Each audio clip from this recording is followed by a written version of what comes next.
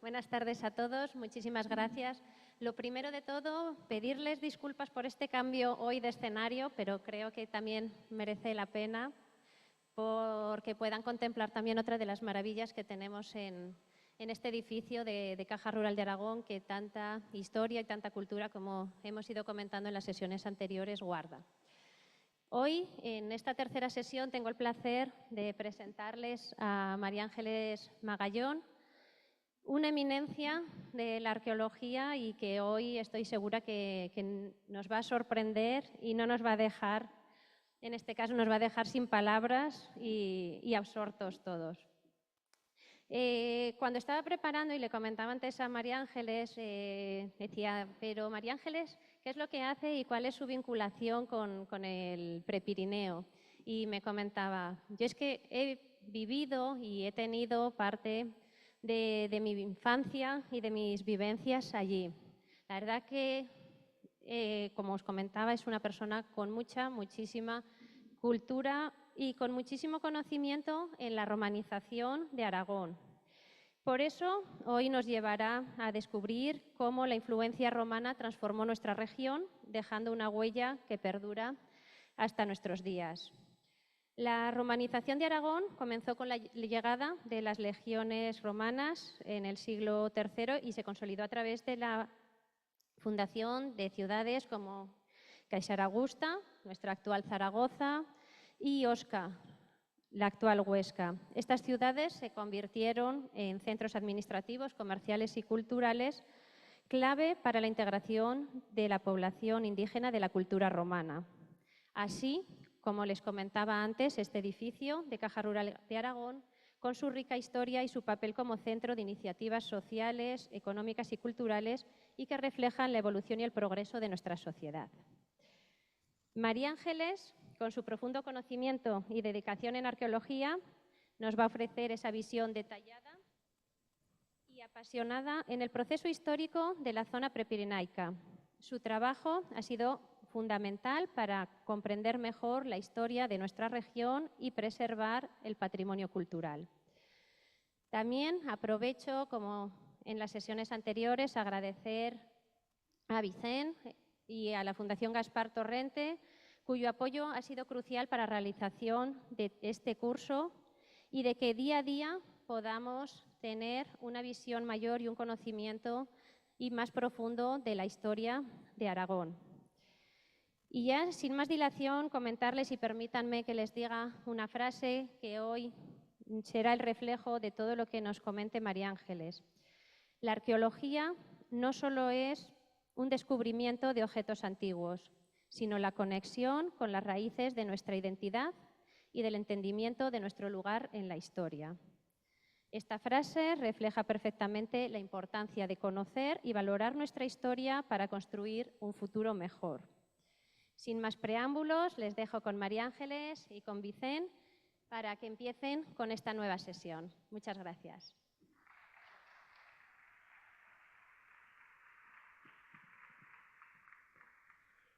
Buenas tardes, bienvenidos en nombre de la Fundación Gaspar Torrente, de la Fundación Caja Rural de Aragón. Muchas gracias, Laura, por la presentación. Y de la Diputación Provincial de Zaragoza, del área de Archivos y Bibliotecas, que es quien nos patrocina este curso. La semana pasada descubrimos muchas cosas de la Casa Ganadero de Zaragoza y de esos 800 años de discurrir con novedades interesantes. Bien, pues la arqueología es otra de las ramas de las ciencias que cada día nos va sorprendiendo también con nuevos datos, con nuevos hallazgos. Sin ir más lejos, esta misma semana se ha hallado en unas excavaciones que están haciéndose en el ábside de la iglesia de San Pedro el Viejo de Huesca, un pie romano, creo que femenino, un pie de mármol precioso, que seguramente iría acompañado de algún... Lo verán, lo ha puesto ya. Veanlo el día que estamos. Esto fue el martes, el lunes o el martes, y ya lo vamos a ver aquí en las diapositivas en rigurosa primicia. Todo esto va a ser posible gracias a que tenemos el placer de contar con María Ángeles Magallón Botalla, una persona entrañable con la que me une mucho conocimiento y amistad desde hace casi 40 años y que nos va a poner al día de esas novedades, de esos hallazgos, y especialmente nos va a tratar el mundo romano en Aragón sería inabarcable, daría para muchísimo de sí, pero ella precisamente es conocedora de varios de los yacimientos y de las ciudades más interesantes que han ido proporcionándonos numerosos hallazgos en los últimos años. La Vitolosa, en la Puebla de Castro, donde ha estado excavando pues, prácticamente 25 años, María Ángeles, 25 años, 25 veranos dedicados después de dar las clases en la universidad en el curso, pegarse allá a pasar buenas sofoquinas y a levantar y a descubrir los nuevos hallazgos y los restos de esta ciudad. Pero también en estos últimos años una de las novedades que ha habido ha sido un yacimiento en Artieda de Aragón, en las Altas Cinco Villas, comarca de Jacetania, donde en un yacimiento que se llama el Forao de la Tuta, bueno, aparecen unos mosaicos espectaculares, impresionantes, romanos, que también nos los va a enseñar porque ella también ha formado parte de ese equipo multidisciplinar que ha estado trabajando allí. Pero además de eso, María Ángeles es una especialista, la mayor especialista en Aragón, hizo su tesis doctoral sobre esa materia, sobre las vías romanas. Las vías romanas en Aragón fue su tesis doctoral de 1985, efectivamente. Es decir, ha estado trabajando en esos yacimientos probablemente los más interesantes de estos últimos años y además pues ha investigado sobre, como digo, sobre las vías romanas. Algunas de sus publicaciones son la Carta Arqueológica de Huesca del año 1984 con Almudena Domínguez, la Arqueología de la provincia de Huesca del 85 también con la misma autora, la Red Viaria Romana en Aragón en 1987, que es la publicación de la tesis doctoral, o La ciudad romana de la Vitolosa, ediciones de Prames, con Pierre Siliax, que es el profesor de la Universidad de Burdeos, con el que han estado dirigiendo esas excavaciones, o la misma ciudad de la Vitolosa desde la perspectiva tanto de la antigüedad como de la Edad Media, también con Siliers y con José Asensio, con José Ángel Asensio, en el Instituto de Estudios Alto Aragoneses, dos publicaciones del 2011 y del 2018. Y los últimos artículos colectivos que han ido firmando han sido precisamente de estos mosaicos y de estos hallazgos que se han producido en el Forao de la Tuta, en Artieda, con Laura Íñiguez, Paula Uribe, José Ángel Asensio y otros profesores que han, bueno, pues las teselas, el opus blanquinegro de esos mosaicos o fragmentos de escultura que se han publicado ahí, es decir, las últimas novedades que ha habido. Bueno, ella tiene toda una carrera docente en la Universidad de Zaragoza desde el año 74-75, que empezó a dar clases, 75, pues hasta su reciente jubilación como catedrática de la Universidad de Arqueología de la Universidad de Zaragoza, pues toda una amplísima trayectoria de décadas de trabajo, de investigación y de docencia que nos van a servir para que nosotros la podamos aprovechar hoy aquí con toda su sapiencia y conocimientos. Así que, sin más, les dejo ya con María Ángeles Magallón y la charla que hoy nos ocupa. Adelante. Y ya se pueden apagar las luces, sí.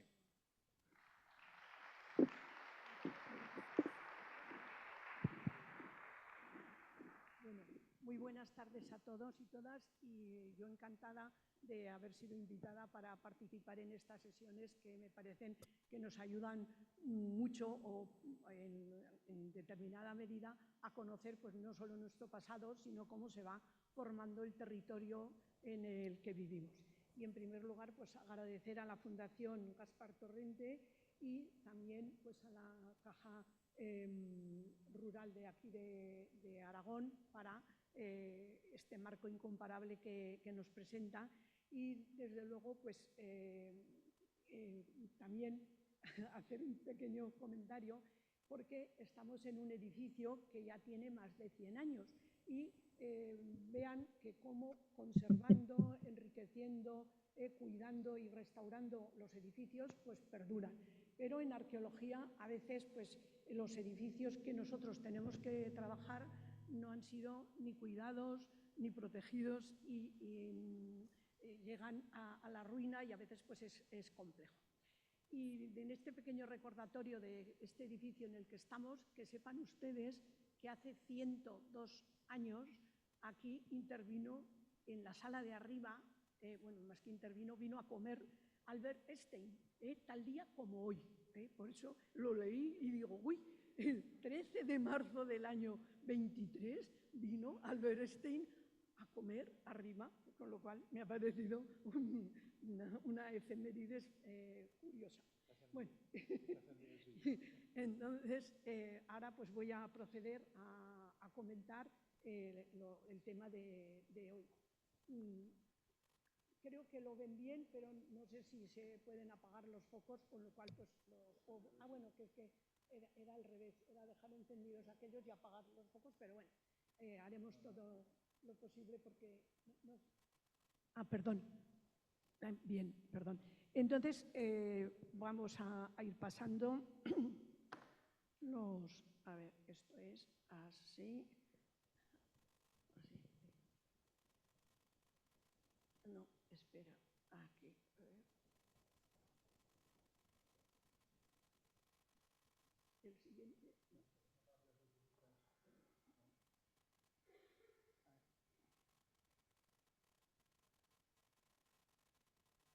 Ya está. Con este. Es que no llevo las gafas. Gracias. Bueno, en primer lugar, lo que ven aquí es un mapa físico del espacio del cual vamos hoy a hablar. Porque, claro, dices, las ciudades del Alto Aragón, pues realmente el Alto Aragón tiene una serie de ciudades muy importantes y ocupa pues, un amplio espacio. Entonces he querido con este mapa indicarles más o menos el territorio del cual vamos a hablar o el territorio en el que están ubicadas las ciudades que conocemos, porque ya saben que en Aragón se conocen muchas ciudades romanas, pero en esta zona aparentemente alejada del centro del valle donde se ubica Caesaragusta y otras ciudades importantes a lo largo del río Ebro, pues aquí esta zona también tiene un gran interés en el mundo antiguo. Entonces, vamos a seguir.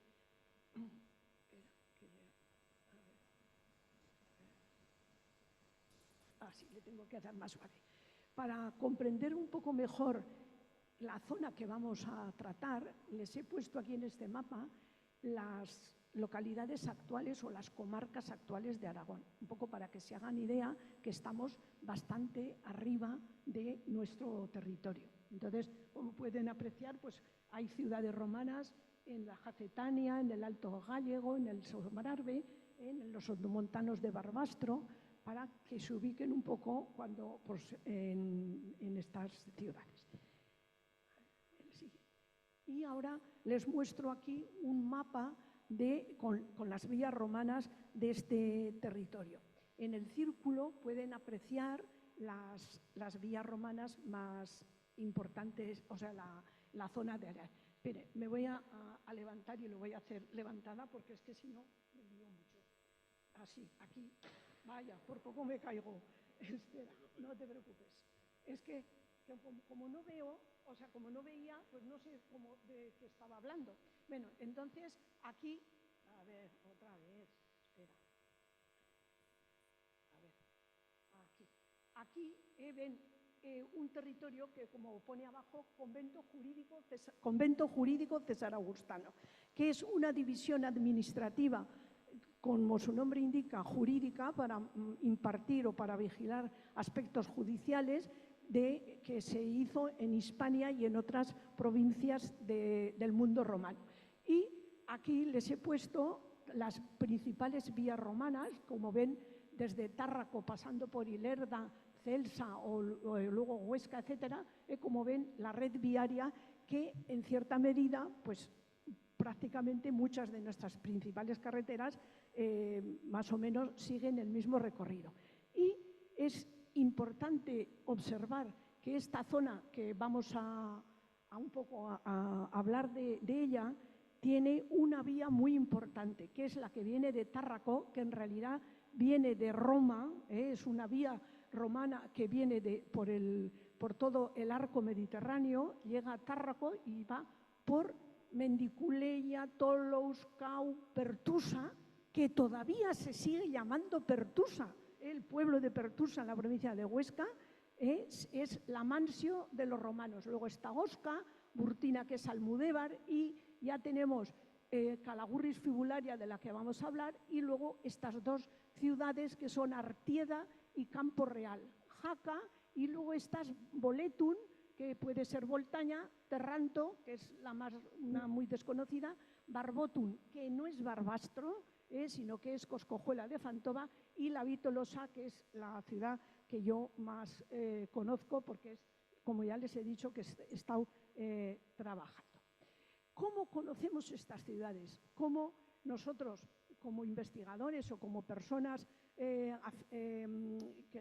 les gusta la cultura y saber más de nuestro territorio, cómo conocemos estas ciudades? Pues estas ciudades se conocen gracias a las fuentes literarias, antiguas, modernas. Todo el mundo sabe que Plinio y otros autores clásicos han contado cómo era el convento de Saragustano, o han hablado de las ciudades, o los textos que hablan de la guerra, pues los textos de César o de otros autores, pues nos cuentan cosas y ahí nosotros encontramos datos. Y también pues tenemos referencias de época medieval y de otras épocas que son importantísimas para conocer luego las ciudades antiguas. Y después tenemos otro tipo de fuentes que son las epigráficas. Las fuentes epigráficas son esas piedras escritas que tenemos tan abundantes en el mundo romano, pero que en Aragón, si se compara con otras regiones de España o del mundo romano, no abundan mucho, pero también hay documentos interesantes, como veremos. Después, las fuentes numismáticas, que como ustedes saben, pues son las monedas que nos hablan. O sea, nosotros cuando cogemos un euro, pues vemos en el anverso igual la efigie del monarca y en el reverso pues un símbolo europeo. Pues nos está hablando de que el euro simboliza la Unión de Europa, etcétera, etcétera. Entonces es interesante también leer lo que pone las monedas, y generalmente en esta época, en el mundo antiguo, durante un periodo de tiempo, las ciudades, algunas ciudades, tenían la potestad de acuñar moneda y nos dejan su nombre. Nosotros en las monedas, pues a lo largo del tiempo se puede saber mucho de su historia. Y otro aspecto fundamental es la investigación arqueológica. Si no se descubrían los yacimientos, o si no las gentes que viven en los pueblos no nos hablaran de que tenían un yacimiento arqueológico en su localidad, pues no se sabría localizarlo. Y luego, con la investigación arqueológica, que ahora está cada vez es más técnica y cada vez, afortunadamente, los medios informáticos, la teledetección, los georradares, etcétera, hay ahora unos medios increíbles para trabajar los arqueólogos. Si comparando lo que hacíamos hace 25 años con lo que se hace ahora, yo a veces me da hasta, digo, pero ¿cómo pueden hacer esto tan bien? Pues todo gracias a las nuevas técnicas de investigación que se tiene, afortunadamente. Y por último, aunque en menor grado, pues a veces los topónimos. He dicho que Voltaña podía estar corresponder a una ciudad antigua que se llamaba Boletún y está localizada, más o menos pensamos que estaba cerca en Voltaña. Lo que pasa es que en Voltaña se han descubierto monedas romanas, pero todavía no se sabe si pudo estar ahí la ciudad. Por lo tanto, como ven, hay muchos pasos, muchas fuentes que nos ayudan a conocer las ciudades. Y una vez que decimos, vamos a estudiar esta ciudad, pues vamos a indagar a través de todas estas fuentes qué noticias y qué datos tenemos. Y entonces, pues, aquí vamos a ir viendo cómo utilizo yo estas fuentes. Aquí tienen un texto de Plinio, que en su Historia Natural nos dice que Zaragoza era una colonia que estaba cerca del río Ebro, etcétera, etcétera, en un lugar que antes se llamaba Salduye, y pues habla de los pueblos. ¿Qué pueblos hay en el territorio de Cesaragusta? Los oscenses, los calagurritanos fibularenses, los calagurritanos fibularenses, que es la Calagurris fibularia, que está cerca de Huesca. y luego pues los jacetanos, y ya luego pues los de Segia, los de Pamplona, los de Libia, los de Iluberris, bueno, muchísimos pueblos, los de Turiaso, todos nos describen, pero a nosotros nos interesan los que están señalados de rojo.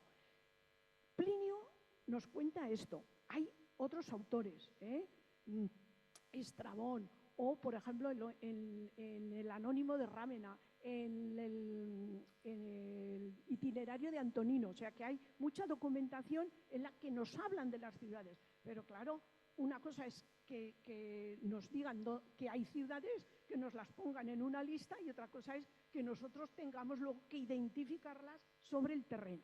Y más o menos basándonos en diversas fuentes, pues encontramos para el territorio este que les he hablado, pues Jaca, Calagurri Fibularia, Osca, Barbotum, Boletum, La Voltolosa y Terranto. Y además está el Sumo Pirineo, el Sompor, que es lo mismo que ahora, un sitio donde hay bares, donde hay caminos, donde está la Guardia Civil para vigilar las fronteras, etcétera.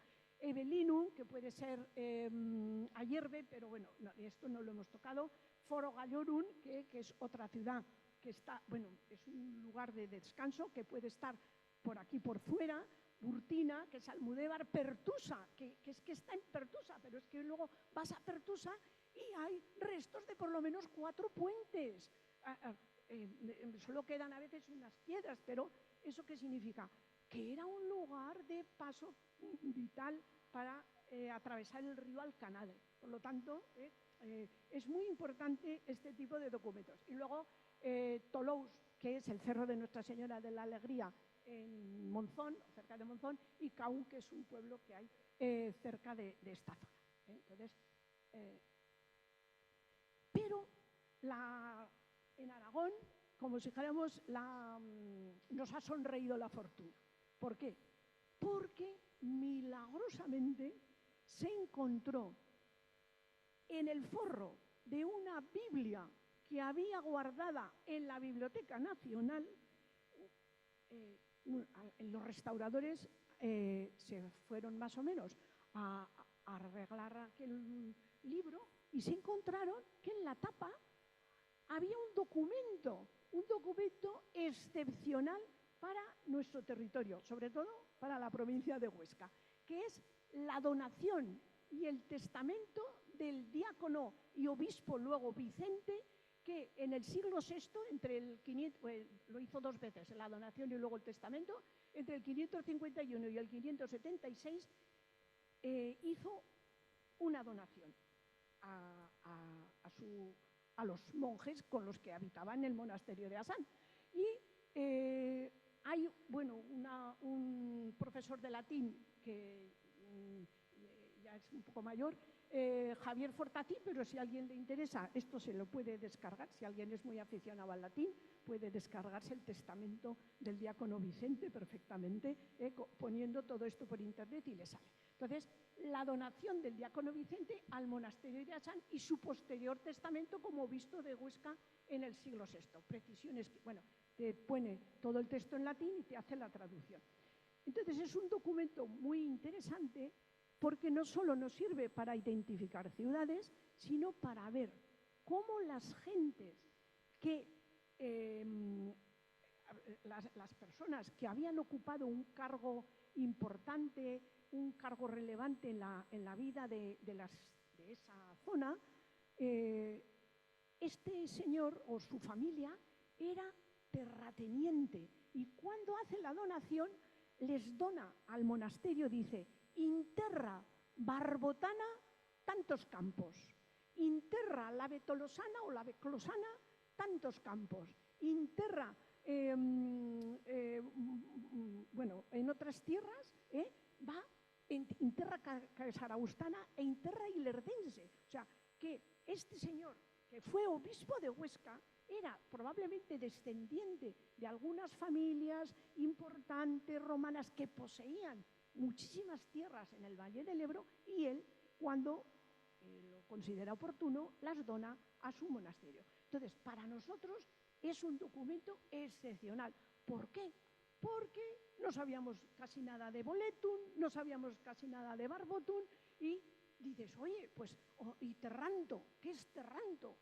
Pues es una localidad que igual es tierra antona, pero no se sabe. Entonces, pongamos que documentos aparentemente que no nada tienen que ver con estas cosas nos sirven a nosotros como trabajo. Pero además, la fortuna en ocasiones hace que se descubran inscripciones. He comentado al principio que Aragón tiene pocas inscripciones. Me refiero en proporción a otras ciudades de Hispania romana. Por ejemplo, en Zaragoza, aquí la famosa Caixa Augusta, no llegan a 30 o 40 inscripciones en piedra que se conserven. O sea, prácticamente se conservan muy pocas. En cambio, vas a Tarragona y tienen más de 2000. ¿Por qué?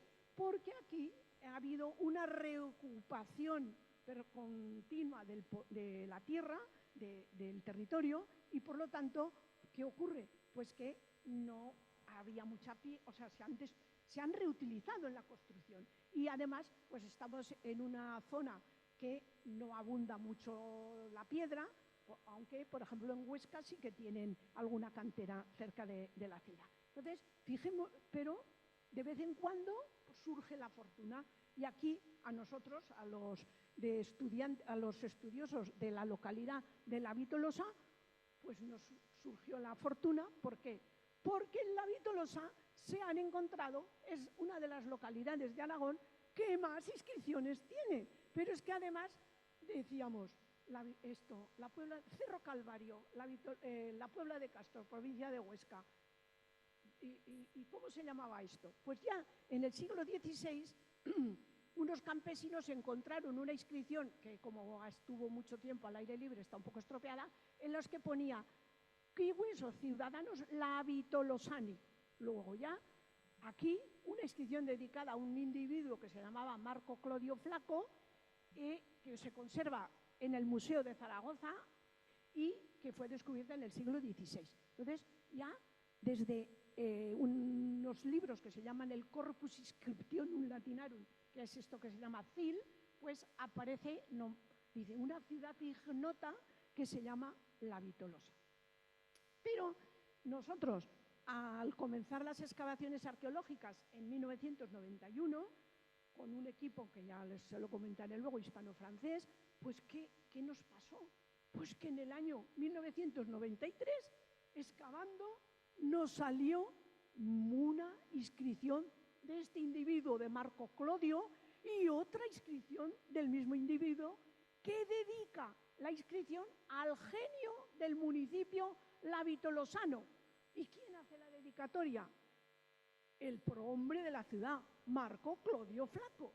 Por lo tanto, como pueden ya, no hay teoría que valga, sino que el yacimiento arqueológico que hay en el Cerro Calvario de la Puebla de Castro, provincia de Huesca, se llama, en la antigüedad, se llamaba La Vitolosa. Por lo tanto, en muchas ocasiones tenemos que valernos de estos materiales. Los de Artieda todavía no os ha salido ninguna inscripción que ponga Artieda. Entonces, y otro tipo de testimonios que nos ayudan a identificar las ciudades son las monedas.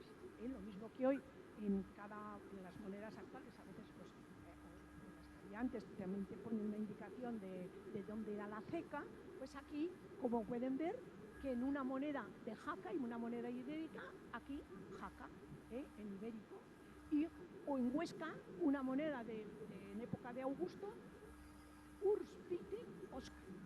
Entonces, ya, si nosotros no supiéramos que existe una ciudad que se llama Huesca, Osca, pues resulta que sí que hay monedas que nos hablan de esa ciudad. Por lo tanto, ya tenemos todas las diferentes formas. Más o menos, aquí les pongo en verde las ciudades que vamos a tratar y en amarillo las mansiones o lugares de descanso, lo que sería ahí una venta, o bueno, en ocasiones son pequeños establecimientos semiurbanos que hay entre Ilerda lo que hemos visto antes, y por toda esta zona. Entonces, fíjense que es una zona relativamente bien comunicada en el mundo antiguo, y las ciudades que vamos a tratar pues son Campo Real, Artieda, Jaca, Boletum, Bretaña, Terranto, no se sabe, Barbotum, Coscojuela, Elefantova, La Vitolosa, Osca y Calagurris Fibulari.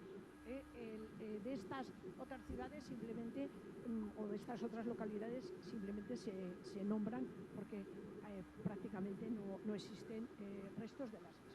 Por lo tanto, fíjense que casi, salvando las distancias, pues en cierta medida hemos mantenido un poco la población, o sea, que había en la antigüedad. Se han añadido cosas, pero fíjense que está Barbastro, bueno, Barbastro no, Coscojuela, la Puebla de Castro, Huesca, Bolea. Hay una serie, o sea que se mantiene en algunos lugares la población y en otros por circunstancias, por problemas bélicos, por lo que nos está pasando ahora, que los campos se abandonan y tenemos muchos terrenos sin población. Pues a lo largo de tantos años o tantos siglos, pues han ocurrido muchos avatares. Vamos a empezar pues desde el oeste al este. Ahora nos vamos a poner en el límite entre Navarra y Aragón. Aquí hay una ciudad que se llama Campo Real o La Figuera, que está esta es la carretera que va de Sangüesa a Sos del Rey Católico, y esto es el Canal de las Bardenas, y estos son los restos que en 1989 una joven, Peña Lanzarote, pues con las fotografías aéreas pudo ver más o menos lo que había. Esta es una localidad muy interesante. Está sin excavar. Se han hecho prospecciones, se han encontrado diferentes restos. Hay muchas interpretaciones o muchas propuestas para ver cómo se llamaba en la antigüedad, pero en las 5 villas y en la zona esta del oeste de Aragón y en Navarra, pues hay muchas ciudades antiguas que no se sabe todavía bien el nombre. Por lo tanto, cuando se construyó el Canal de las Bardenas, se encontraron restos de un cementerio, restos de ciudades, y esto es un asentamiento prerromano que hay aquí. Por lo tanto, en esta zona, lindando entre Navarra y Aragón, pues tenemos un asentamiento prerromano. ¿Esto qué quiere decir? Que aquí, por las circunstancias del territorio, vivía la gente, cultivaba los campos, tendría ganadería, estaba ahí, vivía protegido, y deciden construir una ciudad romana. Más o menos tiene unas 30 hectáreas y dura varios siglos.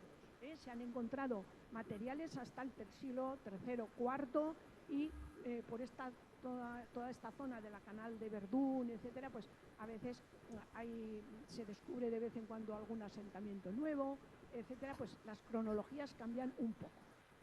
Todo lo que sabemos de esta ciudad son de prospecciones, no se ha excavado.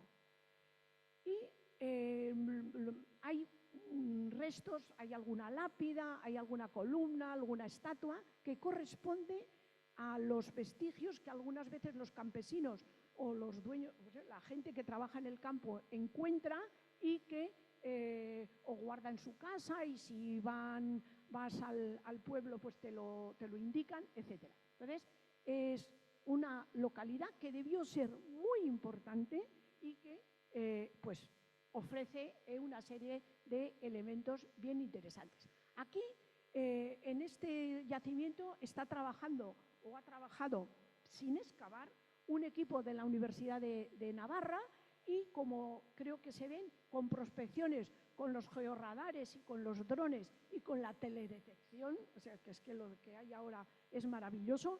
Fíjense que sin excavar te salen aquí unos templos, unas termas o unos almacenes, y más o menos pues te puedes hacer idea que ahí había una ciudad.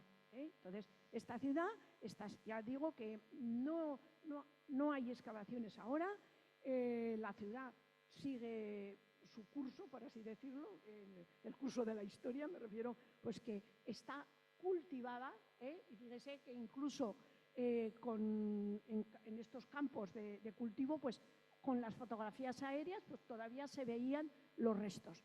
¿Qué ocurre? Pues que a veces no es la historia como nosotros queremos y en ocasiones pues no se puede llegar a todo o por circunstancias no se excava. Entonces esta ciudad se conoce su existencia, se ha trabajado mucho, se han encontrado inscripciones, pocas, pero alguna, se ha encontrado una pequeña estatua, se han encontrado restos de cultura material, pues trocitos de cerámica, etcétera, pero nada más. Pero se sabe que fue una ciudad amplia e importante, justo casi cerca, entre Sos del Rey Católico y Sangüesa. ¿Y qué ocurre? Que a veces nuestro patrimonio no es lo que nosotros queremos. Y entonces, si nos ponemos en el Googlear, en esas aplicaciones que hay en los ordenadores, puedes mirar el mundo. ¿Y qué te sale del mundo? Pues que en el yacimiento de Campo Real han hecho unas plantaciones, con lo cual no sé cuál será el fin de, o sea, la incidencia de esta agricultura, de estas labores agrícolas en el yacimiento. Entonces, que sepan que Campo Real está conocido, más o menos delimitado, con muchos vestigios y con una cronología muy interesante desde el siglo I hasta por lo menos el IV. Y hay diversas publicaciones de la misma. Abandonamos los límites entre Navarra y Aragón y nos adentramos en el pantano de Yesa, que pues como esta fotografía es muy bonita, pues se la he puesto. Entonces, como todo el mundo sabe, abastece de agua a Zaragoza, o al menos eso creemos, y ocupa gran parte hasta del valle del río Aragón. Es una zona muy relevante para las comunicaciones antiguas, porque por aquí, por el río Aragón, ahora no, porque por el río pasa por aquí, muchos caminos del Camino de Santiago y otros caminos están debajo del agua, pero a lo largo de su curso se han descubierto vestigios antiguos, pues Tiermas, que es un balneario que hay que de vez en cuando, si sube y baja el pantano, sale, y Artieda, que ahora lo veremos con más detalle, que todas las cosas tienen sus problemas, y entonces pues si recreces el pantano inundas los vestigios, si inundas los vestigios se estropean, etcétera, etcétera. O sea que en muchas ocasiones lo que aparentemente es un beneficio pues puede repercutir en otro tipo de actividades. Entonces aquí tienen una zona muy importante donde se localizan las ciudades. Y aquí tenemos el Forao de la Tuta, la localización en Artieda, la localidad de Artieda, que es una localidad muy relevante, con una arquitectura tradicional muy interesante, un puesto de Camino de Santiago y un lugar que controla todo el territorio, pues se ha localizado gracias a la ilusión que han puesto muchos de los habitantes de su localidad, y ahora el equipo de la... ¿Qué pasa? Gracias. Entonces, el equipo que ha quedado o sea, yo ya estoy jubilada, pero hay ahora unos jóvenes que están trabajando. Y entonces ese equipo formado por muchas personas, como ahora veremos, pues están trabajando con la ayuda inexcusable de las gentes de Artieda en este yacimiento. La ciudad ocupa esta parte y otras zonas, y aquí está la ermita de San Pedro, que en sus paredes exteriores tiene capiteles romanos. Como quien no quiere la cosa, pues hayan puesto unos capiteles romanos en el exterior y en el interior de la ermita. Por lo tanto, entonces fíjense que este es la carretera nueva en previsión del recrecimiento, con lo cual, si la carretera, si se recrece el pantano, pues llega el agua hasta aquí, y entonces pues todo esto se inunda. Y aquí, pues desde el año 2019, Paula Uribe, Jorge Angas, Asensio, Lara y un equipo interdisciplinar que son especialistas en teledetección, bueno, con los drones, hacen ahora maravillas, pues van conociendo muy bien los restos de esta ciudad. Entonces, se sabe que aquí hay una nueva ciudad en el Valle del Aragón, que se han encontrado un edificio termal, unas termas, y también las cloacas, o sea que es una ciudad lo suficientemente potente para construir, cuando se construye la ciudad, también hacer el sistema de evacuación de las aguas fecales, de las cloacas, etc. Y entonces también vamos a conocer de dónde podían ser o cuál era el origen de sus habitantes, porque hay varias inscripciones y gracias a estas técnicas novedosas de investigación, pues vi una foto el otro día y te quedas anonadada, porque es que se ven restos, o sea, gracias ahora a los jóvenes que aplican técnicas nuevas, pues podemos saber muchísimas cosas más y en este caso pues se está sabiendo muchísimas cosas más. Y lo más destacado de este yacimiento ha sido el descubrimiento de los mosaicos. Aquí, en los años 80 más o menos, hubo un señor que se llamaba Enrique Oset, que descubrió también varios mosaicos, no solo en este yacimiento, sino en el resto del término municipal de Artieda. Y por eso pues, se sabía que podía haber una villa, etcétera. Pero luego, pues, esas villas se han mantenido. De hecho, uno de los mosaicos fue a parar al Museo de Zaragoza. Durante muchos años estuvo ahí en el patio, ahora ya no está. Y hace 3 años, o sí, ya 3 o 4, descubrieron este mosaico. Forma parte de las termas romanas de la ciudad. Entonces, este tema de estos hipocampos con los amores aquí enfrentados sobre los hipocampos y estos delfines, etcétera, pues son temas muy relacionados con las termas romanas. Vas a Pamplona y también tienen a los hipocampos. Está incluso en Camín Real, o sea, en Campo Real, han encontrado un trocito de mosaico con el hipocampo. Y es un tema muy recurrente, como para decorar las termas que pongo, pues estos mosaicos.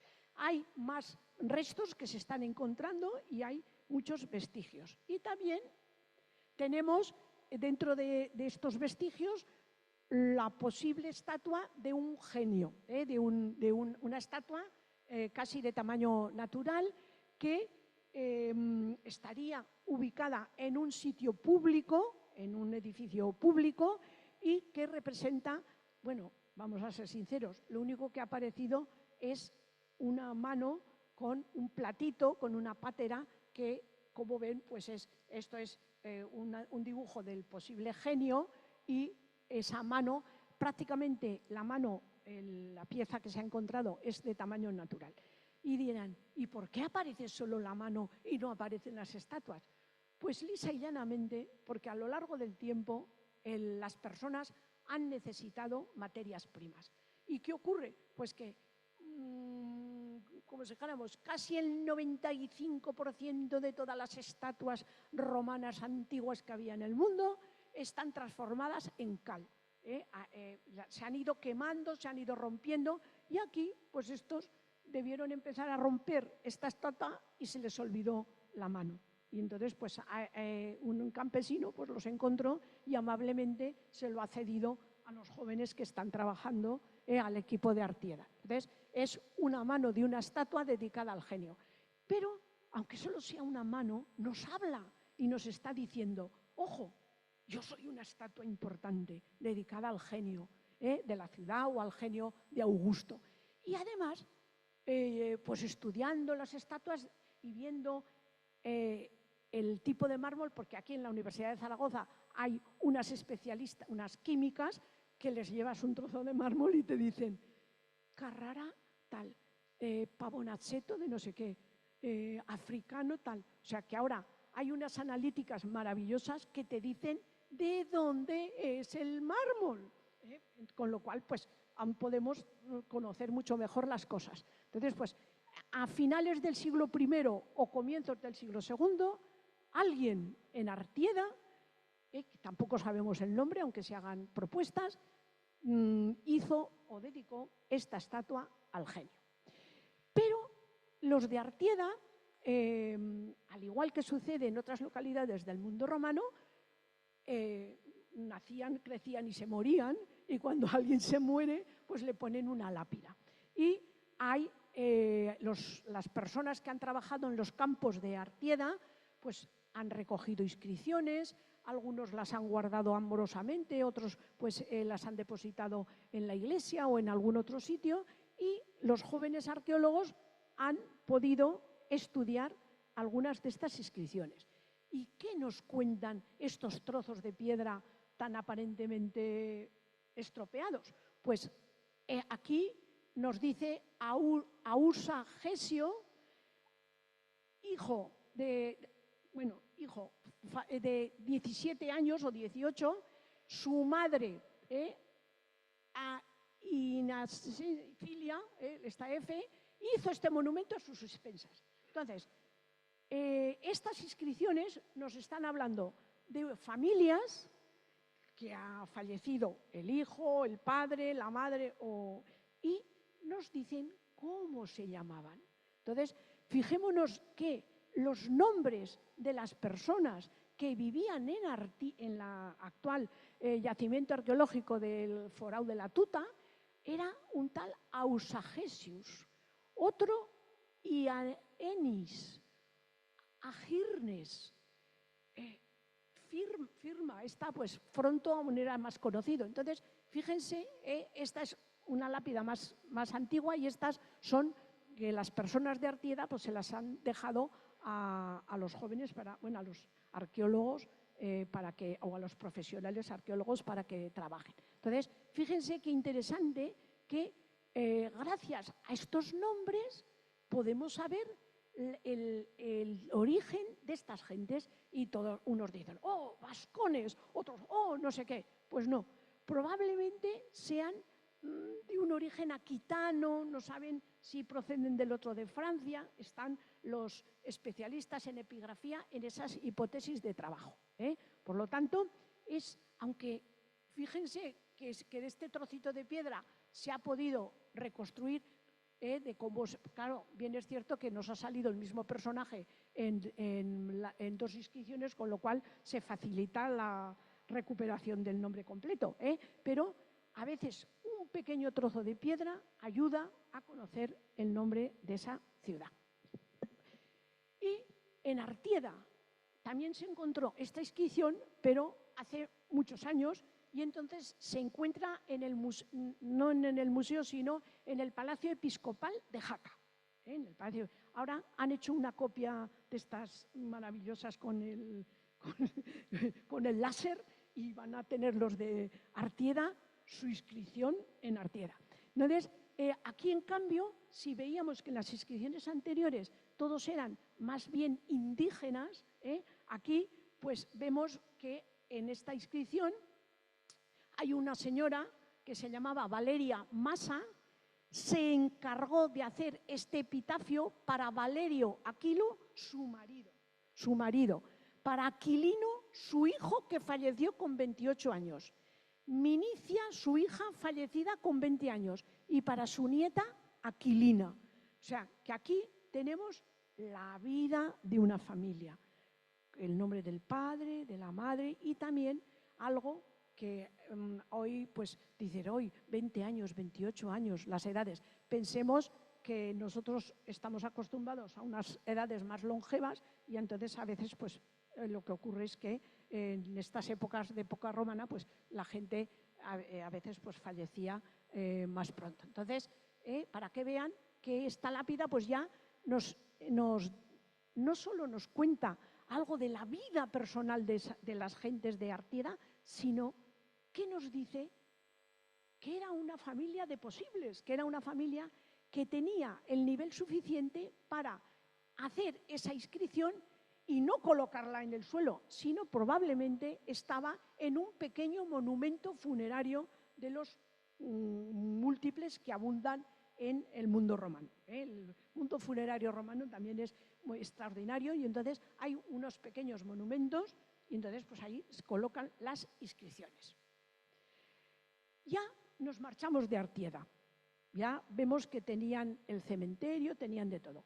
Y vamos ya en dirección este de Artieda, cogemos el camino del río Aragón y digo, vámonos para allá, para Verdún. Pero antes de llegar por la zona de Verdún, nos encontramos que hay una carretera para ir a Echo. Se va a Francia, la carretera que va por Echo a Francia. Bueno, a Francia no, va hasta Echo y ahí se queda. Pero hay unos caminos antiguos que están pues muy enmascarados y en la localidad de Siresa, que es un pequeño pueblo que hay al lado de Echo, en la iglesia de Siresa está esta inscripción, que es del año 383. Y me voy a por la chuleta porque para leerla completa, del año 383. Y se encontró empotrada en la iglesia de Siresa. Empotrada en la iglesia de Siresa. ¿Y quién la encontró? El célebre geógrafo portugués Juan Bautista Labaña, que en 1610, por orden de Felipe II, hace el primer mapa de Aragón. Pues el geógrafo portugués que recorre Aragón en 1610 está por Siresa y se encuentra en la iglesia de Siresa esta inscripción que pone: por mandato de nuestro señor y príncipe el emperador Magno Máximo victoriosísimo y siempre augusto, pontífex máximo, tribunicia potestad, Antonio Maximino, varón perfectísimo, presidente o legado de la nueva provincia de Mauritania Tingitania, primer consular y excelentísimo presidente, allané la vía que va por los desfiladeros de las rocas, devastada por las aguas invernales, con el suelo de los campos sujetos, el río desviado y la inundación resuelta. Todo ello lo hice el emperador Magno Máximo en el año 383 de la era. Alguien puso esta inscripción la encontraron en 1610 en el cementerio de Siresa y la trasladaron a la iglesia. Entonces, es una lápida muy interesante que ha traído, que da mucho de sí, pues porque ¿qué hace una lápida del 383 hablándonos de inundaciones, de caminos, etcétera? Y cómo ese emperador habla de una nueva provincia, etcétera. Entonces, es muy interesante el conocer estos aspectos. Bueno, ya abandonamos en parte el valle del río Aragón y ahora abandonamos la dirección del río que va de este a oeste y ahora nos vamos a la dirección del río que va de norte a sur, el río Aragón que va hacia el Somport. Y vamos a ver ahora a continuación.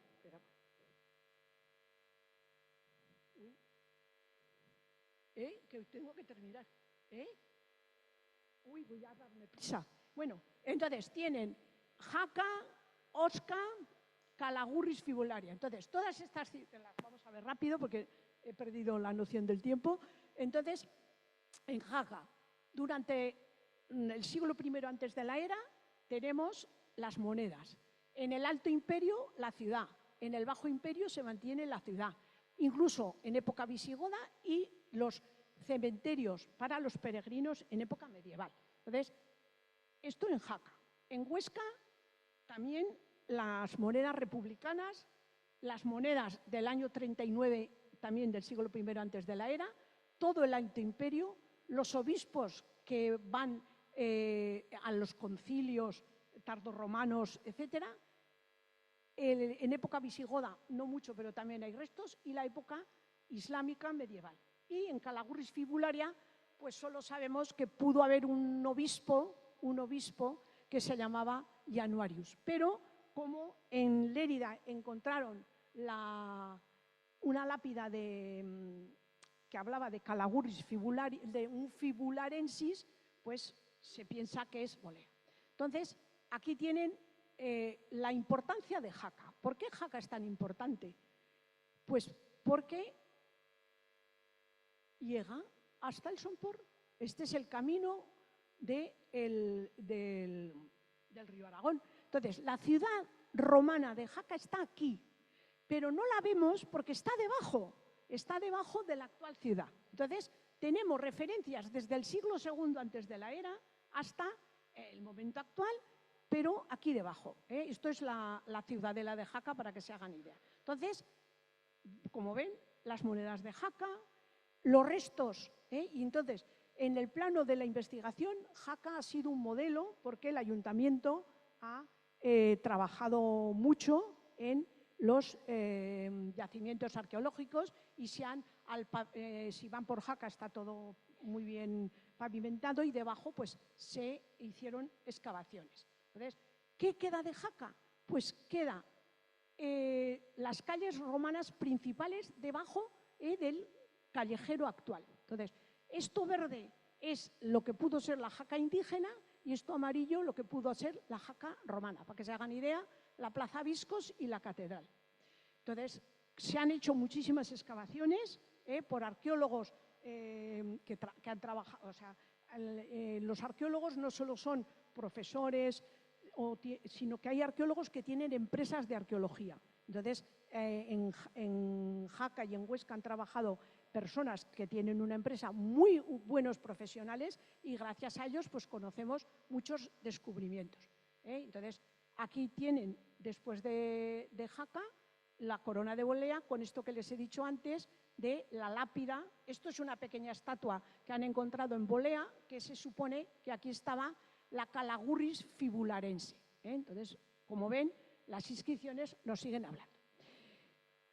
Después de Bolea, que está al lado de Huesca, vamos a Huesca. Y en Huesca, en 1991 o incluso antes, es un modelo, la ciudad de Huesca es un modelo de excavaciones arqueológicas y de estudios, formados en la universidad, etcétera.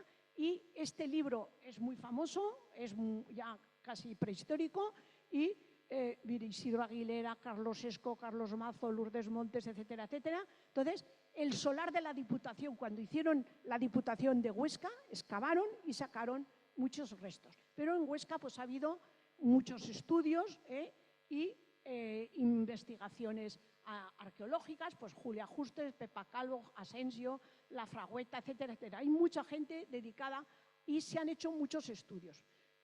Pero Huesca, ¿cuáles son los orígenes de la ciudad? Tiene yacimientos de la Edad del Bronce, o sea, muy antiguos. Y uno de los descubrimientos importantes de este siglo XX, del siglo XIX, o sea, sí, del siglo pasado, ha sido el siglo XX, fue la necrópolis ibérica que se encontró en la avenida Martínez de Velasco. Entonces, la Huesca ibérica está también aquí. Y las monedas de Domitio Calvino del año 38 que hacen que se ve cómo la ciudad va prosperando, va trabajando. ¿Dónde están los hallazgos en Huesca? Pues ya tienen ahí el plano. Fíjense que en el casco antiguo de Huesca está lleno de restos arqueológicos. Este mapa, por ejemplo, es del 2014. Vean el casco donde se van descubriendo mosaicos y lo que se descubrió el otro día, el pie de una estatua. Como ven, pues cualquier pequeño elemento nos ayuda a conocer la ciudad. Este brazo de bronce, que correspondería a una estatua de un emperador así con la mano en alza, es es una pieza también descubierta hace en el siglo XVI o XVII. Es una pieza que tradicionalmente se conoce de la ciudad de Huesca. Y en Huesca no hay muchas inscripciones, tampoco hay muchas inscripciones, y esta es la de unos seviros augustales que está en el museo. Un hallazgo importante en Huesca, un templo que se puede fechar entre el año 50 antes de Jesucristo hasta el año 1, más o menos, de finales del siglo I antes de la era. Entonces, como ven, está un poco estropeado y ahora hablan de que un año de estos se pondrá el yacimiento del Círculo Católico de Huesca en funcionamiento y se hará una exposición pública. Bueno, que será visitable para el público en general, pero para que vean que esto es lo que hay debajo de Huesca, pero que están entre las subvenciones y las cosas de Palacio van despacio. Entonces, pues aquí tenemos a Huesca. ¿Y cuál es el descubrimiento importantísimo de Huesca de los últimos años? Huesca también tenía teatro. Ya no solo tiene Teatro Zaragoza o Calahorra o Bilbilis, sino que Huesca también tiene teatro romano. Por lo tanto, aquí. ¿Y dónde está el teatro romano? Pues miren las casas, cómo están hechas estas casas, aquí, apoyadas en los muros del teatro romano. Entonces, que esto no os crean que solo ha pasado en Huesca, que hay muchas ciudades romanas que conservan intacto el teatro romano, y bueno, en Italia e incluso en España también. Entonces, para que vean, en esta calle de la Plaza de la Moneda, aquí, debajo de las casas se construyó. Bueno, una ciudad bien comunicada, una ciudad rica. ¿Qué ocurre? Que van comerciantes, van personas. En Huesca no solo hay que tener en cuenta los grandes restos, sino los objetos. Ya tengo que terminar. Uy. Son 10 minutos más y termino. Entonces, es una ciudad que está tan bien comunicada que tiene unos restos impresionantes de material cerámico, pero no crean ustedes que lo traen de cualquier sitio. A Huesca llegaban los materiales cerámicos hechos en La Rioja. Los alfares riojanos son los más importantes de Hispania, bueno, uno de los más importantes. Y entonces distribuían sus cerámicas por todo el territorio español o de Hispania. Entonces, fíjense el vaso de Verdulus el vaso de este vasito o que un hombre pone que se llamaba Apolodoro, con lo cual vemos que hay personas de origen griego, etc. Y no sé si lo saben, pero Ramiro I, II el monje, está enterrado en Huesca. ¿En dónde? En un sarcófago romano. Entonces, si van a la iglesia de San Pedro, aquí lo tienen, la tumba de Ramiro el monje. Y también pues, la muralla romana, la muralla ibérica. Y ahora ya, en nuestros 10 minutos, Barbotum, Boletum, la Vitolosa y Terranto, lo mismo. La Vitolosa tienen de la República, del Alto Imperio, del Bajo se va abandonando y luego de época visigoda. Todo esto es el documento de Vicente y alguna moneda. Incluso en la Vitolosa hay un asentamiento, un fuerte defensivo islámico muy importante. Entonces, ¿dónde están estos? Pues fíjense, el Grado, el Pantano, Ligüerre de Cinca y el otro pantano, Ainsa, y aquí Voltaña. Aquí Coscojuela de Fantova, aquí la Puebla de Castro y aquí no sé si habrá que colocar Terranto, pero está Tierrantona. Con lo cual, fíjense, y Barbastro está aquí abajo. Entonces, ¿por qué sabemos que existen estas ciudades? Ya he dicho que está el testamento del diácono Vicente, pero hay inscripciones encontradas aquí en Coscojuela de Fantova que nos hablan de este Lucio Valerio de la tribu Galeria, materno boletano. Luego, un boletano tiene que ser de boletún, a la fuerza. Después hay otros que son barbotanos. Aquí, Barbotano. Este señor, que es Publio Emilio Ducto, era barbotano y le dedicaba hasta su hija a él. ¿Dónde está Barbotum? En Coscojuela de Fantova, pequeño pueblo de la provincia de Huesca. Pero tiene una de las necrópolis paleocristianas más importantes de Hispania. ¿Qué ocurre? Que esa necrópolis fue excavada en 1919 por Ricardo del Arco y otras personas que vivieron en aquella época. Y pues no había medios, los mosaicos no se excavaron bien, pero que se sepa que en esta ermita esto es Barbotum, aquí en la ermita de Coscojuela, todo esto más o menos puede ser la ciudad de Barbotum. Entonces, ¿qué hay aquí en esta ermita?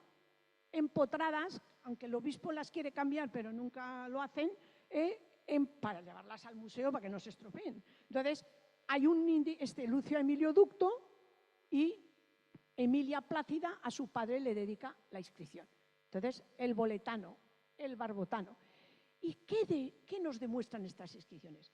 Que las gentes que vivían en esa época, en ese sitio, estaban muy relacionadas. Porque aquí tenemos a un tal Cordus que tenía una hija que se llamaba María, que se casa con un tal Emilio, pero este Emilio tiene un hijito que se llama Publio Emilio Ducto Barbotano. Y aquí tienen una hijita, a Emilia Plácida, Lucio Valerio Lucifilio Materno Boletano. Luego tienen relaciones entre las diferentes ciudades. Esto es lo extraordinario del Museo de Huesca, que casi a veces es un gran desconocido, y es uno de los conjuntos de laudas sepulcrales paleocristianas más importantes de España, porque hay en Mérida. En Zaragoza también tienen unas, pero rotas, y las tienen aquí cerca. Hay al lado del Mercado Central hay una necrópolis, pero desde luego solo han conservado las orlas, prácticamente solo esto. Pero en Huesca tenemos a Rufo, a Eterio, a Macedonio, y ya son inscripciones, o sea, paleocristianas. El buen pastor con el corderito, las palomitas, el presbítero, y también este adornó su sepulcro, este sacerdote, etc. Entonces, como ven, Coscojuela no se ha excavado desde hace 100 años o más. Y luego, en Boltaña, de Boltaña no sabemos nada. Simplemente que algunas personas han encontrado monedas y eso, pero nada más. Entonces, aparece en las inscripciones estas de Boletano, en el testamento del diácono Vicente, y luego, en época de los visigodos, en el año 609, tenemos una ceca que se llama Bolotania, y un rey que se llamaba Gundenmaro, pues acuñó moneda en Bolotania. Entonces, esto es lo único que sabemos de Boltaña, que pudo estar, o sea, de Boletum, que pudo estar en Boltaña. Y ya la Vitolosa. Entonces, si quieren saber más de la Vitolosa, se descargan estos dos libros del Instituto de Estudios Altoaragoneses. Este no, porque este es muy gordo y hay que comprarlo. Pero la ciudad romana de la Vitolosa, la fortaleza altomedieval del Cerro Canario, y yo, desde el año 1991, pues con Pierre Siller, con Milagros, con Miriam, con Manolo, con Jan, bueno, con mucha gente, hemos trabajado muchísimos años, pues los veranos. Mi familia se iba a otro sitio y yo me iba a veranear con los jóvenes, que también es muy satisfactorio. Y luego, esto es el cerro donde está el yacimiento arqueológico de la Puebla de Castro, la ciudad de la Vitolosa. Aquí, por fin, no han puesto placas solares, todo esto ha habido un movimiento muy fuerte y no han puesto placas solares, y aquí está el Cinca y aquí el Ésera, para que se den cuenta de la geografía. Y este es el yacimiento. Aquí están las necrópolis, esto es el depósito del agua, las necrópolis, el asentamiento medieval islámico y el asentamiento medieval de un castillo cristiano, porque cuando se conquista Graus, se expulsa de aquí a los gentes de aquí y se integran en el Reino de Aragón, la curia, muros, casas y las termas, para que vean. Entonces, ¿qué tenemos de la Vitolosa? Pues una curia muy bien conservada, que esta es la restauración que se hizo para una exposición, el conjunto epigráfico, uno de los conjuntos epigráficos más importantes de Aragón. Y entonces, las gentes dejan sus nombres. Entonces, está Marco Clodio, está Cornelia Neila, están muchas personas con sus nombres que nos dan una idea de quiénes habitaban en la Vitolosa. Se consiguió por parte de... Mira, Domingo Buesa no viene pues Domingo Buesa le lloramos mucho y puso esta cubierta. Esto es la curia que hoy pueden visitar. Entonces, ¿cuál es lo famoso de la Vitolosa? Los edificios termales. 2 edificios termales en una pequeña localidad. Entonces, todo el mundo se ha quedado muy admirado de lo bien conservados que están y lo que se ha aprendido. Entonces, los Caldarios, el Tepidáneo, todo lo que se estudia en los libros de lo que es un baño romano, aquí lo tenemos. Entonces, muy bien conservado y con técnicas de construcción que han hecho avanzar mucho la investigación, y esto es actualmente la cubierta para que lo vean. Y esto es lo que han visto antes de la fortaleza andalusí y de la fortaleza cristiana que hay en toda la parte de arriba. Entonces, pero si pueden visitarlo, pues vean las termas 2 y las casas, y esto es cómo se museale, fue un poco para que las visitas. El Ayuntamiento de La Puebla tiene un grupo de guías de gente, ya algunos jubilados, otros, eso, muy bien preparados y muy majos. Entonces, hacen muchas excursiones, etc. Entonces, la Vitolosa tiene una larga vida. En 551, en el testamento de Vicente. Sisebuto, en el año 600. El hábitat, este castro árabe del siglo X. Y luego, en el 1081, cuando se toma Graus y se conquista, pues estos castros árabes desaparecen y aparece el Castro Muniones, que es el castillo aragonés, ya que entra dentro de la historia del Reino de Aragón. Y cerca de la Vitolosa está Toulouse. Hay unos artículos derivando la Vitolosa, Toulouse, que si son los tolosani, que si hay una serie de topónimos, etcétera, etcétera, y se puede, bueno, hay un par de artículos con esto, y esto es el Cerro de Nuestra Señora de la Alegría en Monzón, que también hay una ciudad ibérica muy importante y también hay restos romanos. ¿Y qué domina esto?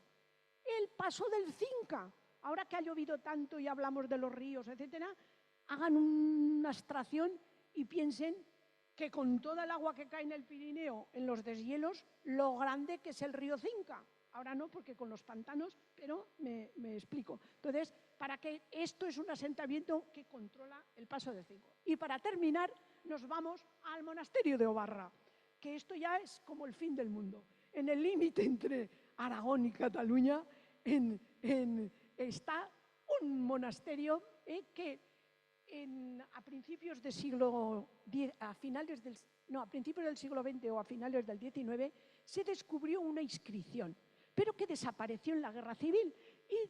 Pero Ricardo del Arco hizo una foto. Y entonces tenemos aquí, en el fin del mundo, en Obarra, un tal Publius Aurelius Tempestivus, Aurelio tanne passeri patri, y el 5 es la línea, et asterdumari matri, herederos de su dinero lo hicieron.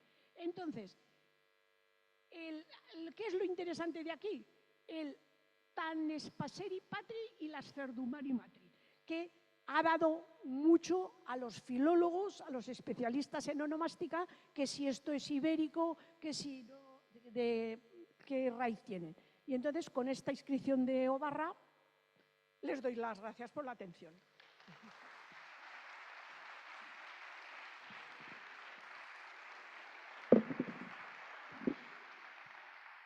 Me van a matar. Creo que ya no vais a querer saber nada de mí nunca más.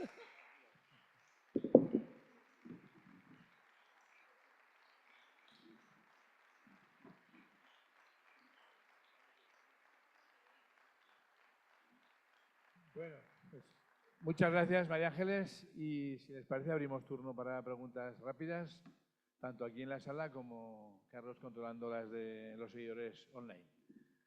¿Alguna preguntita así de entrada?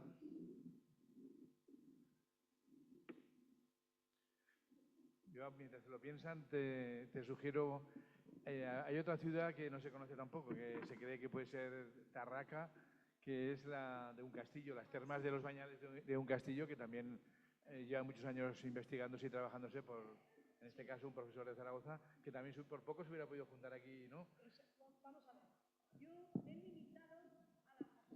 me he limitado a las ciudades, llamémosle circumpirenaicas, del área pirinaica. No me he metido en las 5 villas, porque en las 5 villas yo también de estudiante excavaba en los Bañales, entonces, y hay la zona de las 5 villas. Por las 5 villas pasa la vía romana que va de Zaragoza a Pamplona y de Pamplona a Francia. Y entonces, a lo largo de esa vía romana hay varias ciudades romanas y hay información de miliarios. Y entonces, en el año 1940 y tantos, sí, por ahí, en 1940 y tantos empezaron unas excavaciones en ese sitio. Y luego, en los años 70 o por ahí, Antonio Beltrán hizo ahí excavaciones. Y fuimos mucha gente. Y entonces, luego se interrumpió y ahora un profesor de la Universidad de Navarra, que ha sido alumno mío, y entonces, que trabaja en la Universidad de Navarra, pues pidió permiso al Gobierno de Aragón y están excavando en Los Bañales. Los Bañales es una de las localidades muy bien conservada de yacimiento, porque está en un enclave que le sobra la arenisca. Tú quitas la tierra y te salen unas placas de arena, o sea, es la composición geológica, y entonces tienen unas termas que estaban destruidas pero se recuperaron, y luego hay también un asentamiento islámico, como sucede en la Puebla de Castro, y también han descubierto una cosa estupendísima de un montón de lápidas y estatuas, y entonces lo mismo que tratamos de reconstruir la vida de la Vítolosa y de otras ciudades, pues ahí también se puede hacer porque tienen muchas inscripciones. Entonces, eso da para otras sesiones.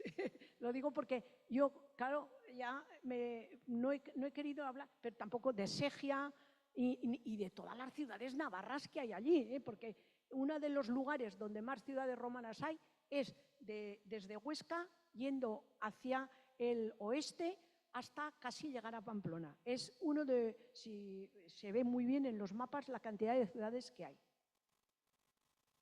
¿Ya? Puedo plantear alguna de las cuestiones que nuestros amigos y amigas que nos están siguiendo a distancia, la verdad es que sí que se han activado bastante. Les ha sugerido bastantes cuestiones, María Ángeles. En concreto, vamos a ver. Tengo que leerlo literal porque, en uno de los casos, ya que habíamos hablado de las 5 villas y por tanto habíamos tirado un poquito más al sur, pues hay una seguidora, Esperanza, que nos plantea unas cuestiones todavía más ubicadas al sur. Así que casi la voy a leer literalmente. Nos dice Esperanza, pues a mí me gustaría saber más sobre la romanización de la Sierra de Albarracín. O sea que nos hemos ido bastante al sur. Pocos vestigios claros hay y menos estudios aún, aparte de los que se ocupan del acueducto, que tal vez nunca estuvo en funcionamiento. La villa de Torres, que está enrunada, las desgastadísimas inscripciones de Albarracín y lo que se sabe de Bronchales. Es que en mi pueblo, no nos dice cuál es, pero bueno, tuvimos... Hay una inscripción de los Terencios, pero llevo toda mi vida buscando la vía de comunicación, las calzadas romanas secundarias, claro, de la zona y nada. Por cierto, según el itinerario de Antonino, Lobetum sería Albarracín. Muchas dudas, ¿no? Como ves, pues unas cuantas. Me alegro de que me hagan esa pregunta, porque Pregunta múltiple, vamos. hace muchos años, con la doctora, con Milagros Navarro, que es una antigua alumna de esta Universidad de Zaragoza que es una gran especialista en epigrafía y trabaja para la Universidad de Burdeos, hicimos un artículo sobre la Sierra de Albarracín en época romana.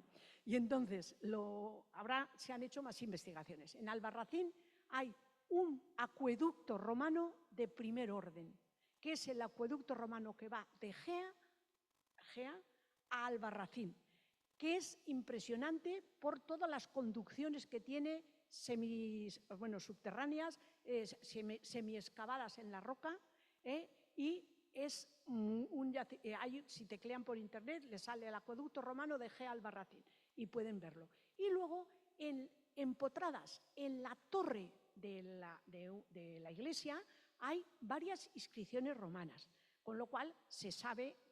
Es un camino natural que enlaza hacia las tierras conquenses y tradicionalmente, alguien dijo una vez que podía ser Lobetun, está una ciudad que hay nombrada, y yo la verdad cuando hice la tesis doctoral las vías romanas de por ahí no las estudiamos bien porque no sé, bueno, en los años 80 era otra cosa, y luego ahora hay el equipo del Museo de Teruel,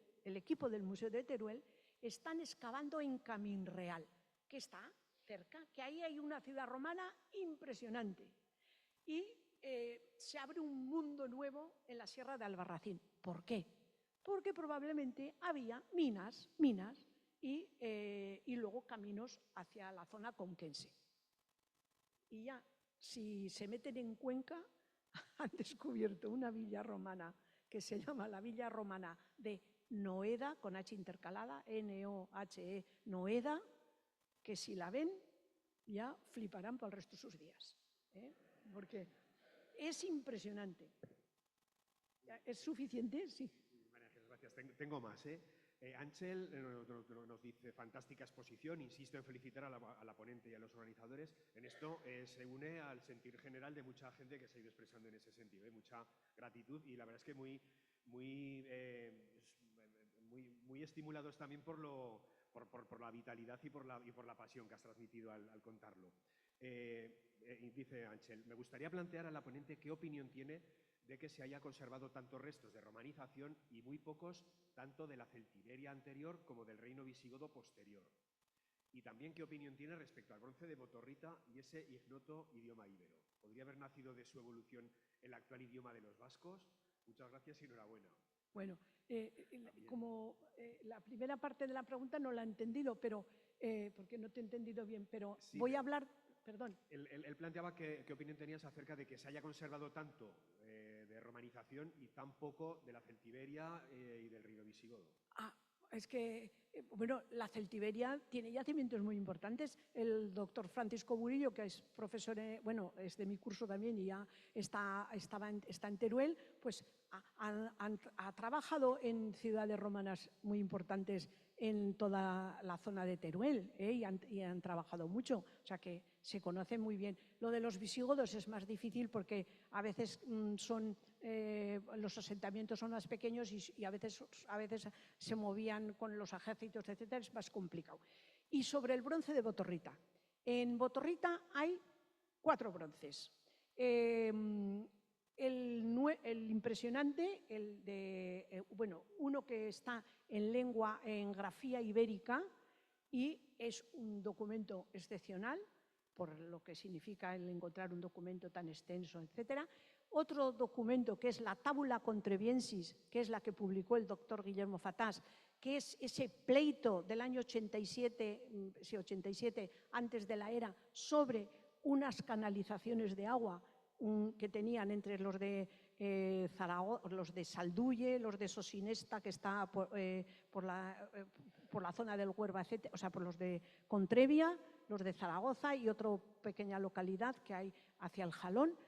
Y es un documento, un unicum. O sea, es excepcional que en el año 87 antes de la era haya un documento en latín, en bronce, dispuesto a ser expuesto en un lugar público es importantísimo. Y luego también descubrieron otro bronce, el tercer bronce de Botorrita, que es un listado de nombres de los miembros del Senado de Contrevia. Y es muy interesante porque salen un montón de nombres. Y entonces lo mismo que hemos visto, que unos podían ser aquitanos, vascones, etcétera, pues ahí han hecho los filólogos y luego el profesor Francisco Beltrán muchísimos estudios. Y por último hay unos trocitos de otro bronce que también es interesante. Muy bien. Mira, también nos pregunta Carmen, aparte de felicitarte por tu exposición, quisiera preguntar si los enterramientos en posición supina pueden ser islámicos. Es que, perdona, que... Quisiera preguntar si los enterramientos en posición supina pueden ser islámicos. Ay, no, no, a ver, no, de cúbito prono, de cúbito supino, es que los enterramientos islámicos, para empezar, se ponen en dirección a la Meca. Y entonces, pues algunos están así, yo ahora no, de memoria no lo sé, pero hay aquí al lado, yendo al Mercado Central, en la calle Manifestación, tienen por lo menos 200 islámicos enterrados en esas casas nuevas, bueno, nuevas, unas casas que se hicieron, me parece que eran públicas, al principio de la calle Manifestación, hacia pasado el Mercado Central, siguen hacia el mercado por allá, y entonces tienen ahí una de las necrópolis, y entonces hay enterramientos los enterramientos islámicos no tienen pérdida, porque están con un sudario, están orientados hacia la Meca, y yo lo del supino ahora me pillas fuera de juego, o sea... Si quieren, lo excavó parte la doctora María Pilar Galve del Ayuntamiento de Zaragoza, ahora ya hace muchos años, y ahí hay un enterramiento. Hay otro enterramiento islámico en Zaragoza, me parece que por la zona de las Fuentes, o sea que hay muchos datos. Y en Tauste, el cementerio más grande de época islámica de Aragón está en Tauste.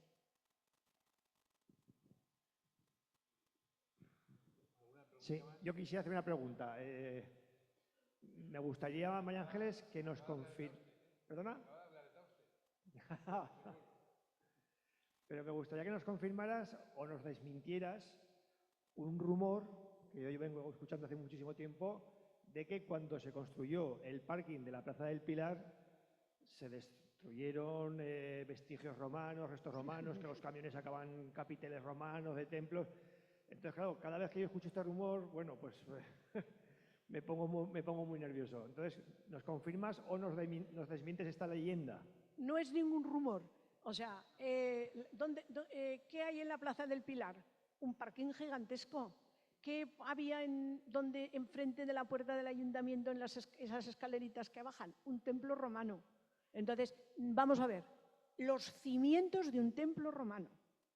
Entonces, aquella gran operación que ha revalorizado la ciudad y nos ha puesto el Museo del Foro, que es maravilloso, etcétera, pues cuando se descubrió el Foro, se hizo todo ese Museo del Foro, que es que aquí en Zaragoza igual, no sé qué, pero a nivel nacional todo el mundo que viene se queda anonadado de todo lo que hay ahí y cómo están las cloacas y todo.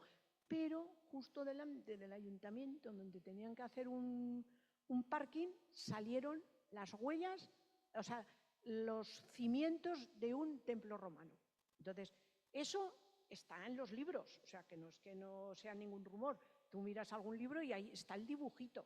Entonces, como tantas cosas en la vida, se opta por una cosa o por otra. Sí, hubo ahí. Claro, es que, y si excavar debajo del pilar, pues también te salen más cosas. Toda la Plaza del Pilar está llena de cosas. En las murallas, entre San Juan de los Panetes y la muralla, hay una casa romana impresionante, que esa está excavada.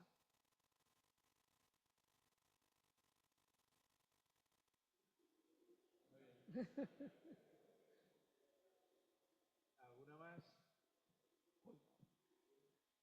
Bueno, no sé. sé si estoy abusando de la paciencia. No, pensaba, pues estaba apurada, digo. Bueno, pues si no hay ninguna más, les agradezco mucho, como siempre, su presencia y participación y les emplazamos para el próximo día, como ha comentado Angelines, que será con el profesor Domingo Buesa, y ahí nos remontaremos a los tiempos de los comienzos del Reino de Aragón. Muchas gracias, Angelines, ha estado muy amena, muy simpática como siempre. Muchas gracias. Gracias a todos.